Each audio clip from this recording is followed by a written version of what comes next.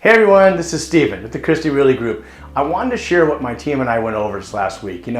We talked about it's November and we're almost to the end of the year and they feel a little anxious, and then I hear this from a lot of other agents. I hear from companies saying some of the agents are feeling they're not going to be in the business next year. Some agents are worried about if they're going to actually hit their goal this year. Some are worried about if they're going to be able to have the income that covers their expenses.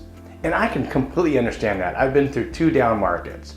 And what I can say is, you got to really have a plan. You have to understand, yes, agents will leave this business. It's because of the behaviors that are surrounding them and the actions they're taking to move themselves forward. When a market changes, let's be honest, we have to work a little harder. We have to understand that change and understand the consumer and actually have a plan to handle the consumer better and give it the experience.